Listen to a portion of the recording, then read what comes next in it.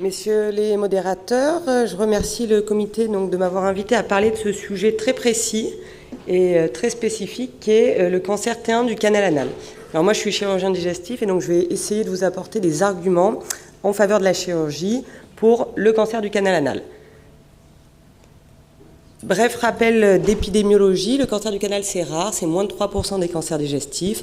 En France, à peu près 2000 nouveaux cas par an, une prédominance féminine, une incidence en augmentation du fait de l'augmentation de l'incidence du papillomavirus. Et lorsqu'on parle de cancer du canal anal et donc de carcinome épidermoïde du canal anal, les facteurs de risque sont bien connus. L'HPV, le VIH, l'immunosuppression, le tabagisme et l'âge, les rapports passifs anaux et les partenaires sexuels multiples. On distingue, et Vincent vient de nous le dire, marge anale c'est différent du canal anal. Marge anale, il n'y a pas de débat sur le T1 et on va parler ici que du cancer du canal anal. Traitement de référence depuis les années 90, association d'une radiothérapie à une chimiothérapie 5-FU-mitomycine, aucune révolution depuis. Ça a apporté la preuve d'une amélioration du contrôle local et du taux de survie sans colostomie en comparaison à une radiothérapie seule. Mais dans ces essais contrôlés randomisés, deux infos, soit les T1N0 étaient exclus, soit ils représentaient une petite proportion des malades, ce qui est la réalité. Le cancer du canal anal, c'est rare, et le T1N0, c'est encore plus rare. Alors, quelles sont les recommandations? Nous avons les recommandations de l'ESMO, réactualisées en 2021. Pas de débat, pour tous les cancers du canal anal, quel que soit le stade, le traitement recommandé et la radiothérapie associée à une chimiothérapie. Idem chez les Américains, recommandation de la NCCN réactualisée en 2023 pour tous les cancers du canal anal, radiothérapie associée à une chimiothérapie. Alors quand même, on a l'impression que ces T1, T2, même N0 du canal anal, ce n'est pas une impression, c'est une réalité, ont un pronostic qui est excellent, puisque les survies sans récidive à 3 ans sont au-delà de 85%, les survies globales au-delà de 90%, et donc se posent légitimement quelques questions. Peut-on proposer une désescalade thérapeutique chez ces malades afin de réduire la toxicité d'une radiochimiothérapie tout en préservant la fonction sphinctérienne et bien évidemment sans péjorer le pronostic oncologique? Alors en France, les recommandations du TNCD ont été réactualisées en 2022 et pour le T1N0, on a deux situations distinctes. La suspicion d'un cancer invasif et auquel cas on a une biopsie. Si cette biopsie confirme le franchissement de la membrane basale, eh bien, il y a une indication à une radiothérapie exclusive. Alors, c'est un accord d'experts, mais ce sont quand même les recommandations. S'il n'y a pas de franchissement de la membrane basale, on revient dans une situation de dysplasie sévère à haut risque. Et donc, il faut proposer le patient à une résection chirurgicale par un proctologue, un chirurgien digestif expérimenté. Deuxième cas de figure, découverte fortuite, j'enlève une marisque, un condylome, une lésion canalaire. A priori, je ne suspecte pas du carcinome épidermoïde de l'anus, mais malheureusement, la NAPAT répond, carcinome invasif. Et donc, si vous avez réséqué en totalité la lésion, qu'elle fait moins d'1 centimètre et que vos marges sont saines, eh bien, on peut s'arrêter là. Il faudra dans tous les cas faire un bilan d'extension pour ne pas méconnaître une atteinte ganglionnaire. Et ça, c'est une donnée qui est importante. 18% des T1 ont un envahissement ganglionnaire et donc on sort de cette catégorie du T1N0. Si par contre vos marges sont non saines, dans ce cas-là, l'accord d'experts vous propose 3 solutions. Une reprise chirurgicale en marge saine, bien évidemment, une radiothérapie ou bien une radiochimiothérapie. Alors pourquoi finalement ces recommandations françaises sont légèrement différentes des recommandations européennes et américaines?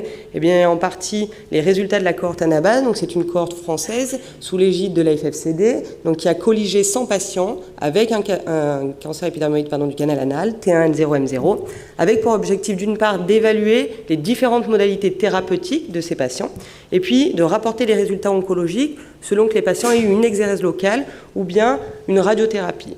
Alors, déjà, une première information, les populations ne sont pas vraiment identiques puisqu'on voit que les patients à qui on propose une exérèse locale, c'est ceux du dépistage ciblé puisqu'ils sont plus fréquemment VIH positifs, plus fréquemment avec des lésions condylomateuses. Et dans le groupe radiothérapie, on a quand même 82 malades, avec la moitié d'entre eux qui ont une radiothérapie exclusive, mais quand même l'autre moitié qui a eu une exérèse locale suivie d'une radiothérapie, ou une exérèse locale suivie d'une radiochimiothérapie, ou bien une radiochimiothérapie. Donc on a quand même une grande hétérogénéité dans ce groupe radiothérapie. Pour ce qui est du résultat oncologique, la récidive, après un suivi médian de 27 mois, elle est sur la cohorte globale de 10%.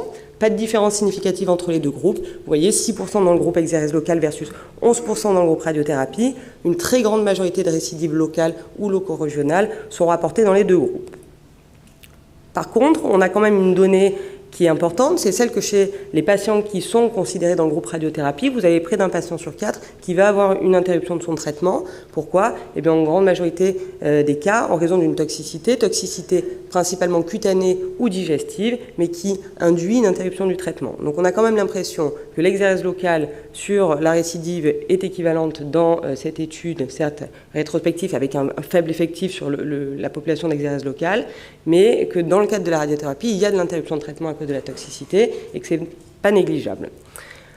On part aux États-Unis, étude de cohorte avec une étude de registre publiée en 2018 dans le JAMA, 30 000 patients, donc c'est énorme. 2243 T1N0 du canal anal, un peu moins d'un quart des patients sont traités avec une exérèse locale, un peu plus de 3/4 par de la radiochimiothérapie. Et une première information chez les Américains, il y a quand même eu une évolution assez importante de l'exérèse locale qui était proposée chez seulement 17% des malades en 2004 et qui passe à 31% en 2012, donc de plus en plus d'exérèses locales sont réalisées. Des données de survie globale excellentes, puisque excellente sur le pronostic, plus de 85% de survie globale à 5 ans, et aucune différence entre les deux groupes, avec des résultats qui sont équivalents selon qu'on considère les toutes petites tumeurs du canal anal, donc moins de 1 cm, ou celles qui sont entre 1 et 2 cm.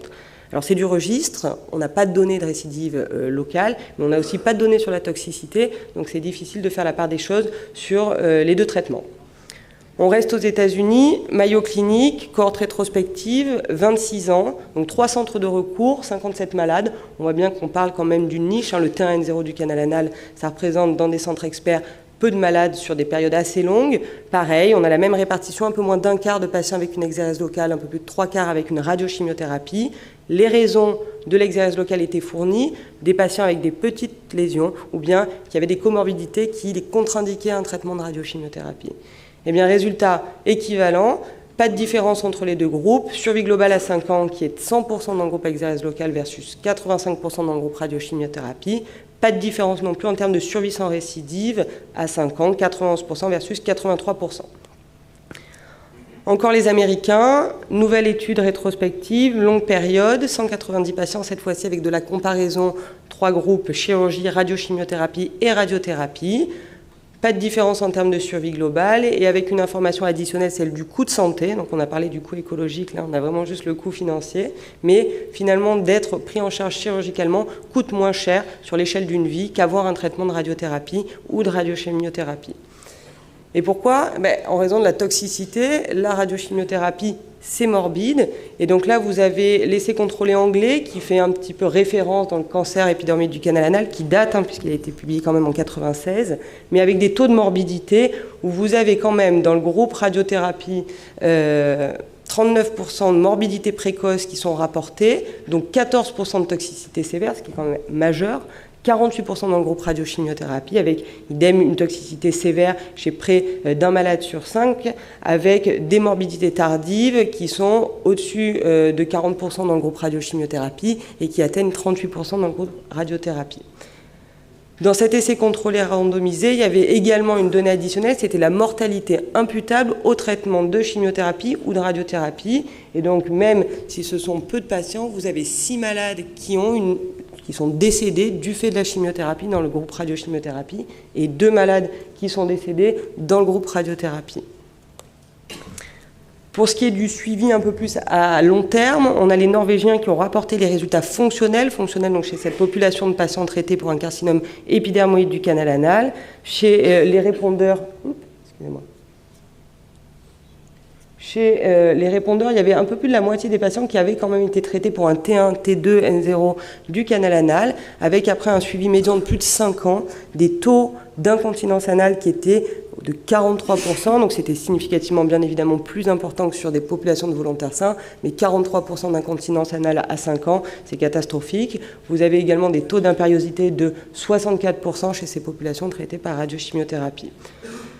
Même équipe norvégienne qui s'est intéressée au score de qualité de vie et vous voyez, alors bon c'est petit mais il y a une altération de tous les paramètres de qualité de vie chez les patients traités par radiochimiothérapie pour un cancer épidermoïde du canal anal en comparaison à une population de volontaires sains.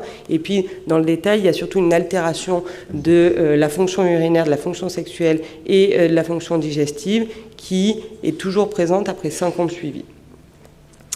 Alors, y a-t-il la place pour de l'ajustement? On en parlera peut-être juste après. Vous avez ici les résultats préliminaires de l'essai Plateau, qui est un essai contrôlé randomisé anglais, multicentrique, qui s'intéresse au T1, T2, N0 du canal anal. 160 patients randomisés entre doses standard de radiothérapie, et je ne viendrai pas sur les détails, et doses réduites associées à de la chimiothérapie. Et sur les premiers résultats qu'ils ont présentés non publiés, des toxicités de grade supérieur ou égal à 3, qui était de près de 45% dans le groupe dose standard, et qui était un peu moins importante dans le groupe dose réduite, mais avec quand même une toxicité sévère chez 35% des malades. Il y avait également des données de fonction sexuelle qui semblaient être quand même améliorées dans le groupe dose réduite en comparaison au groupe dose standard. Résultat à bien évidemment confirmé sur probablement la publication à terme de cette étude.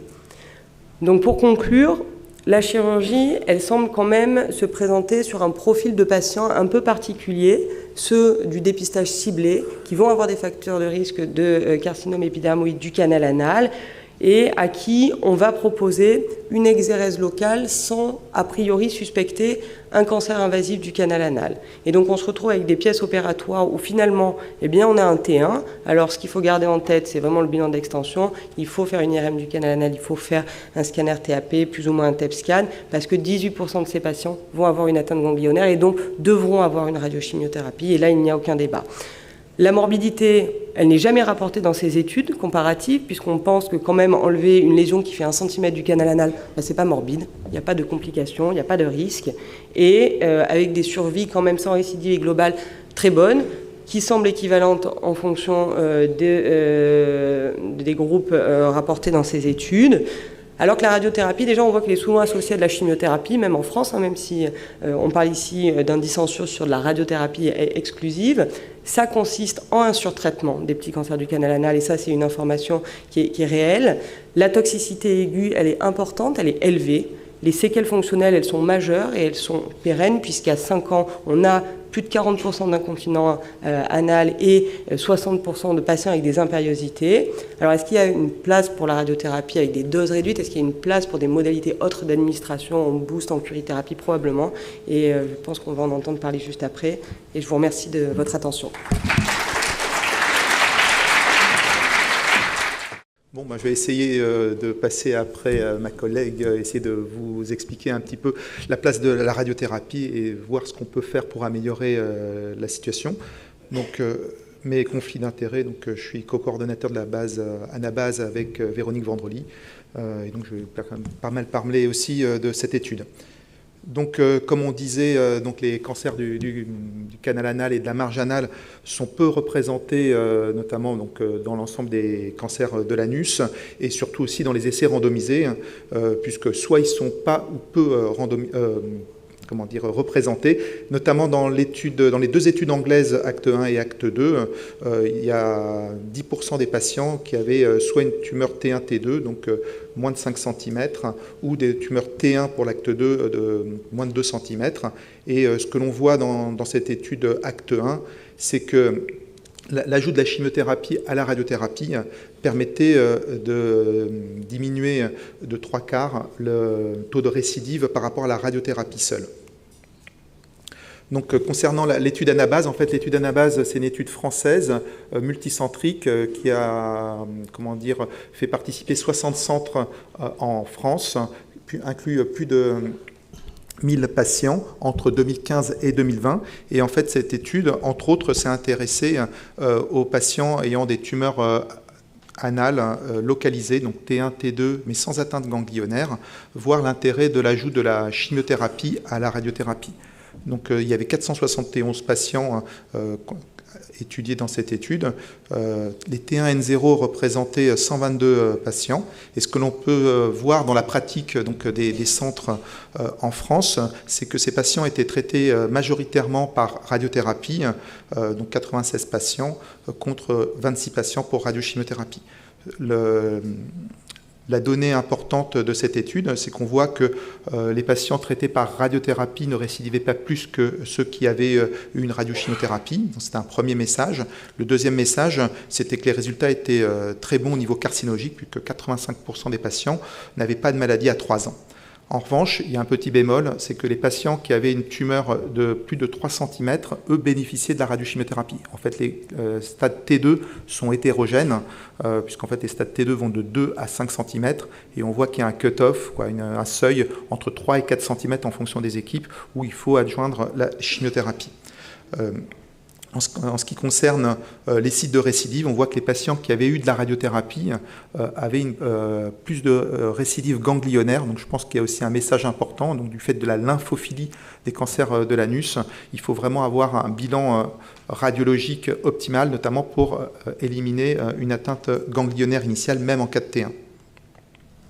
Donc il y a eu plusieurs études rétrospectives, donc c'est des données donc avec de moindres valeurs scientifiques, mais ce que l'on peut retenir sur ces différentes études, donc le problème aussi c'est que souvent dans les cancers de l'anus T1, ils sont souvent associés au T2, donc comme je vous ai dit, c'est pas du tout le même mode évolutif, notamment au niveau ganglionnaire. Mais globalement, ce sont des cancers de très bon pronostic, avec des taux de contrôle local, de survie sans progression de l'ordre de 85 à 90%. L'autre message de ces études rétrospectives, c'est que certaines études ont montré quand même que la chimiothérapie ajoutée à la radiothérapie permettait quand même un net bénéfice en termes de contrôle local, de survie sans maladie et même de survie globale, notamment pour la database américaine, grâce à l'adjonction de la chimiothérapie. En revanche, il y a une étude du Mount Sinai américaine qui s'est vraiment focalisée sur les T1 et en fait la chimiothérapie n'apportait pas de bénéfices par rapport à la radiothérapie exclusive. En termes d'études, en fait, la cohorte anabase était surtout une étude faite avec les radiothérapeutes. On a voulu prolonger cette étude pour pouvoir faire un focus sur les T1. Donc on a fait un partenariat avec le GREP pour pouvoir essayer d'enrichir la base, notamment de patients qui avaient été traités par voie chirurgicale. Et donc on a pu voir les patients, leur devenir en termes de prise en charge, donc avec une prise en charge uniquement par chirurgie et une prise en charge combinée par radiothérapie, plus ou moins chimiothérapie et plus ou moins précédée de chirurgie. Ce que l'on peut voir, c'est qu'on voit que les traitements multimodaux font un petit peu mieux que la chirurgie d'exérèse exclusive, mais que c'est non significative, que ce soit pour le canal anal ou la marge anale. Et en fait, lorsqu'on fait un focus sur le canal anal, c'est surtout ça qui nous posait problème en termes de prise en charge. On voit que l'exérèse chirurgicale seule, il y a 15% de récidive, contre 10% avec la radiochimiothérapie plus ou moins précédée d'exérèse, sachant que les patients qui avaient la radiochimiothérapie en fait étaient discutés en staff suite à une exérèse chirurgicale et la RCP proposait une radiothérapie plus ou moins chimiothérapie adjuvante. Et on voit que le profil de récidive est tout à fait comparable. En fait, ce qui est aussi important, c'est que la survie sans métastase, la survie sans colostomie et la survie globale n'étaient pas différentes entre les deux groupes de traitement, exérèse chirurgicale seule, plus ou moins par rapport à un traitement combiné. Ce qui est aussi le message aussi qu'on a pu voir dans cette étude, qui n'est pas encore publiée, c'est que les tumeurs qui avaient eu une exérèse chirurgicale étaient des petites tumeurs de moins d'1 centimètre, alors que celles qui étaient traitées par radiothérapie, radiochimiothérapie plus ou moins précédée d'exérèse chirurgicale étaient un peu plus gros, un peu plus volumineuses, faisaient plus d'1 centimètre.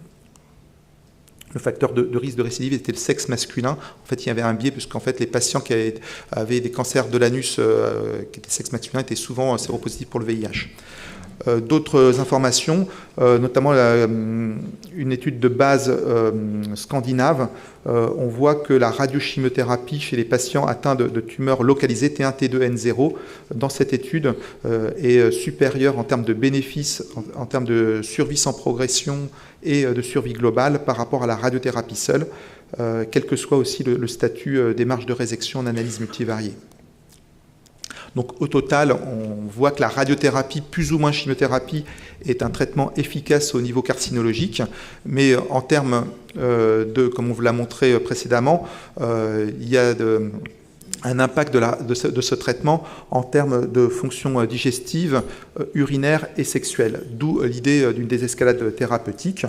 Donc on a des données très anciennes, notamment le précurseur de la radiochimiothérapie par rapport au traitement radical qui était l'amputation abdominopérinéale, qui est Norman Nigro à Chicago, a pu montrer qu'un traitement à dose modérée, donc c'était les tout premiers travaux à 30 degrés, donc une dose pas très importante, sachant qu'on fait 60 degrés actuellement, nous en France, et les Européens et les Américains font plutôt 50 degrés. Lui, il a montré déjà rien qu'avec 30 degrés et la même chimiothérapie qu'on utilise actuellement, de la 5-FU-mitomycine C ou du xélodamitomycine C. Donc le traitement de chimiothérapie n'a pas changé depuis les années 70-80. On avait des résultats très très satisfaisants, notamment un taux de contrôle de la maladie d'environ de 85%, confirmé par des études anglaises et américaines. Donc, à côté de la diminution de la dose, ce qu'on peut faire aussi pour diminuer cette toxicité, c'est de diminuer les volumes, donc notamment les irradiations prophylactiques ganglionnaires, sachant, comme je vous disais, que le cancer du canal anal est un cancer lymphophile. Donc là, actuellement, on a un examen très performant, qui est le TEP-TDM. Et ce que l'on peut voir, c'est que la fréquence d'atteinte ganglionnaire pour les petites tumeurs T1 est très faible, 3%. Dans l'étude Anabase, par contre, on a été surpris, puisqu'on a vu qu'il y avait 10% d'atteinte ganglionnaire sur les T1. Donc, en fait, il y a un warning sur ces petites tumeurs que l'on a pu mettre en évidence. D'autres études sont quand même plus rassurantes, notamment anglaises ou coréennes, qui en fait, ces équipes-là n'ont pas fait d'irradiation préventive prophylactique ganglionnaire inguinale, et malgré cet évitement d'irradiation au niveau ganglionnaire inguinal, ils ont observé très peu de récidives, entre 0 et 3%. Par contre, l'étude française multicentrique, pilotée par Cécile Ortolan, a montré quand même que lorsque l'on évitait d'irradier les patients au niveau inguinal, on avait quand même un taux de récidive de 12%. C'était des tumeurs quand même T1 et T2, donc des tumeurs quand même un peu plus volumineuses. Et par contre, lorsqu'on irradiait de façon prophylactique au niveau ganglionnaire, on avait un taux de récidive très très faible, de l'ordre de 2%. Donc ces données-là sont quand même à confirmer, notamment les patients éventuellement à stratifier en fonction des données d'un TEP. Ce qu'on a pu voir aussi au niveau de l'étude Anabase, c'était assez intéressant, c'était le mode de prescription des bilans d'extension en termes de... Chez les patients ayant eu une exérèse chirurgicale seule ou un traitement multimodal, on voit que en termes de TEP scanner, il y avait beaucoup moins de TEP scanner prescrits chez les patients ayant eu une exérèse chirurgicale par rapport aux patients qui ont eu un traitement par radiothérapie, chimiothérapie, plus ou moins précédé d'exérèse chirurgicale. En revanche, en termes de prescription d'IRM anorectal, c'était équivalent. Donc le message important, c'est que le bilan d'extension était quand même moins bien réalisé au niveau de la prise en charge chirurgicale. En termes de TEP-TDM, en fait, c'est un examen très sensible pour pouvoir détecter les atteintes ganglionnaires avec une sensibilité proche de 100% et une très bonne spécificité. Et nous, en radiothérapie, en fait, on demande systématiquement un bilan, donc comprenant une IRM, bien sûr, pelvienne, mais aussi un TEP scanner pour pouvoir définir nos volumes, puisqu'en fait, d'après certaines études, de 20 à 25% des plans de traitement sont modifiés dus à la prescription d'un TEP scanner. Donc, en fait, on va pouvoir identifier plus spécifiquement des atteintes ganglionnaires qui, en fait, ne répondent pas aux critères radiologiques d'atteinte. Et en fait, en rajoutant un traceur, donc le 18FDG, on va pouvoir améliorer cette sensibilité et modifier nos schémas d'irradiation. Donc, en termes de diminution d'effets secondaires, donc on va essayer non seulement de réduire les volumes, mais aussi de diminuer les doses d'irradiation, donc ce qu'on a dit précédemment lors de la précédente présentation. Donc, il y a des essais prospectifs, randomisés et qui vont évaluer l'intérêt d'une dose standard, donc c'est un essai américain, la Decrease, qui va diminuer la dose de 50,4 degrés à 36 degrés au niveau de la tumeur anale, mais aussi diminuer la dose d'irradiation prophylactique au niveau ganglionnaire, sous couvert bien entendu d'une association par chimiothérapie concomitante. L'objectif principal est bien sûr de s'assurer de la sécurité de la décroissance de la dose en termes carcinologiques, ça c'est vraiment le premier point. Et bien sûr le deuxième point, c'est un objectif combiné de diminuer la toxicité à long terme avec des scores. Donc, comme on avait dit aussi précédemment, donc, il y a l'essai multibras plateau, notamment le bras acte 4, qui va aussi chercher à diminuer la dose, passer de 51,4 Gray à 41,4 Gray en association concomitante à une chimiothérapie par fluoropyrimidine et mitomycine C. Et donc là, comme on vous a présenté précédemment, à l'Estro, les résultats ont été rapportés avec un excellent résultat carcinologique, mais avec peu de suivi. Donc à 6 mois, on a 92% de réponse complète et on diminue de 30% les toxicités sévères. Donc en conclusion, la radiothérapie donc un traitement très efficace au niveau carcinologique. Il ne faut pas omettre, à mon sens, la chimiothérapie pour les tumeurs de plus de 3 cm, parce que là, à ce moment-là, on va être beaucoup plus efficace au niveau carcinologique, mais là, on est dans les T2, on n'est plus dans les T1. Donc, nous, ce que l'on propose au niveau radiothérapie, donc certes avec les nouvelles techniques d'irradiation à base d'IMRT, donc on va pouvoir vraiment focaliser les volumes d'irradiation, on va diminuer les doses, donc là, il y a des évaluations en cours, et donc on va pouvoir avoir prochainement les réponses d'une désescalade en termes de doses, mais aussi on va pouvoir se poser aussi la question non seulement de diminuer les doses d'irradiation prophylaxis, mais aussi de supprimer éventuellement les irradiations ganglionnaires, notamment à l'aide du TEP. Et donc, c'est vraiment le message important, mais ce qu'on a dit aussi précédemment, c'est de ne pas méconnaître une atteinte ganglionnaire, même les T1, de faire un TEP scanner pour pouvoir vraiment éviter les récidives ganglionnaires. Et donc, je pense qu'il y aurait un travail à faire, notamment en commun avec le GREP, de pouvoir faire des évaluations en termes de qualité de vie, en termes de patients qui ont été pris au niveau chirurgical et aussi au niveau radiothérapie, parce que ça, on manque de données. On a voulu faire ça avec la base Anabase, mais malheureusement, on n'a pas eu les données suffisantes. Et ça, je pense que ça, c'est important. Et nous aussi, on développe de notre côté des soins de support, notamment la photothérapie, qui donne des résultats très intéressants en termes de toxicité, notamment en termes de séquelles de fibrose et aussi en termes de qualité sphinctérienne. Je vous remercie.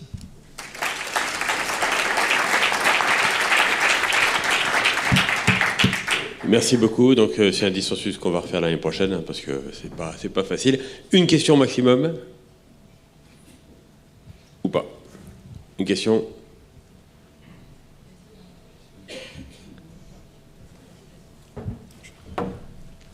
Est-ce que vous avez des recommandations pour la surveillance, parce que ça nous stresse un petit peu, des R1, chirurgie seule, avec une lymphophilie, comme vous avez dit, à 10-15%? On a un peu peur des aires ganglionnaires ou des ganglions. Évidemment, on a un PET scan négatif initialement, mais ça ne veut pas dire qu'il y a une petite cellule qui est partie. Est-ce qu'on fait un PET scan tous les 6 mois? Est-ce que vous avez une surveillance qui est un peu plus proactive qu'avec radiothérapie qui a irradié les aires inguinales? Alors je pense que c'est une très bonne question et je n'ai pas la réponse parce que ça concerne tellement peu de malades. Ils ont tous leur bilan d'extension a posteriori, généralement après l'exercice local. Et moi, pour le seul cas dont j'ai eu un dossier similaire, il y a une surveillance qui est faite parce que c'est un patient à risque d'épidermoïde qui est VIH et qui a un HPV positif et qui est suivi tous les 6 mois, maintenant depuis 3 ans, avec un examen anuscopique, mais sans imagerie additionnelle depuis. Mais est-ce que c'est suffisant? Peut-être pas. Oui, moi je suis aussi en alternance avec mes collègues proctologues, des patients pour lesquels on a décidé de faire une surveillance. Alors moi, je suis peut-être un peu plus prudent. Donc, en fait, ce qu'on voit, c'est que dans les 2 premières années, c'est essentiellement cette période qui est à risque. Donc, il faut vraiment les suivre de façon très rapprochée, notamment tous les 3-4 mois pendant la première année, éventuellement éloigner la surveillance à partir de la première voire 2e année. Donc un examen clinique, bien entendu. Les signes aussi importants, c'est la douleur. Je pense que nous, on avait pris à Saint-Louis les données, mais bon, c'était pour aussi la radiothérapie. Il y a des patients qui avaient été essentiellement traités par radiothérapie. Le message important, les patients qui ont des douleurs, c'était le premier signe de récidive. Et donc ça, il faut vraiment être très très méfiant. Et moi, ce que je fais régulièrement, surtout la première année, tous les 6 mois, une IRM pelvienne. Mais une fois qu'on est passé, je pense, le cap des 2 premières années, on est vraiment très, très rassuré. Donc il ne faut vraiment pas méconnaître un risque de ganglionnaire, hein, comme on l'a dit, mais avec une surveillance conjointe avec le proctologue qui va pouvoir faire un examen optimal au niveau local, puisqu'en fait c'est surtout ça le risque, hein, au niveau récidive locale. Vraiment, je pense qu'on est vraiment en sécurité pour pouvoir vraiment s'affranchir de ce risque-là, quoi. Bon, merci beaucoup, hein. C'était vraiment hyper documenté, bravo.